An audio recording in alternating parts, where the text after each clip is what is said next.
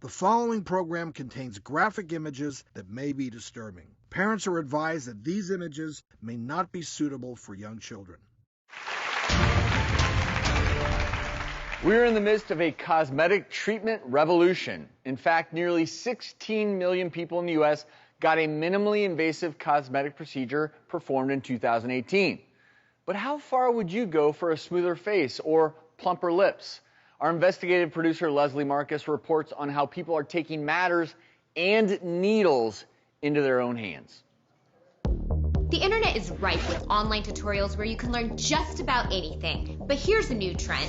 People are DIYing their own invasive cosmetic procedures, and they're using doctors' training videos to find out the techniques. People are going to foreign websites that will ship everything you need to do these procedures in the comfort of your own home, including centrifuges to spin your own blood and do blood facials, Botox, fillers, lasers. They're non-FDA approved, and they could actually be counterfeit.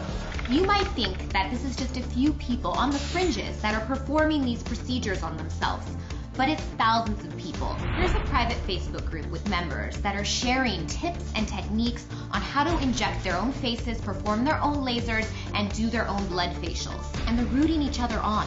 In an age where beauty is paramount, is this really as far as people are willing to go? Leslie, thank you for joining us. Leslie, our investigative producer, is revealing more craziness. So talk to us about some of the revelations from this investigation. So there's this new gray area of cosmetic procedures that's popping up. You have stay-at-home moms, you have beauticians, hairstylists. They all want in on this cosmetic procedure pie, if you will. And they're using products like this. So these are big overseas. This one in particular, it's the Hyaluron pen. And so the pool is that it is a non-injectable filler device that basically uses high pressure to shoot hyaluronic acid into various areas of the face. And basically they make it sound super easy. But you say that, Dr. Batra, this isn't without risk. Correct. And so just because this particular device is supposedly needle-less, that's how they're getting around this gray area. But it is an incredibly high-pressured piston-like device to push this same hyaluronic acid, which certainly we know as a filler can cause bruising, it can cause swelling. You can still put a lot of pressure on those blood vessels, which can offset the blood supply. You see here a photo of tremendous bruising from this. This certainly is not without risk. And just for anyone to be able to buy it, you bought this online, it was delivered in 2 days. 2 days.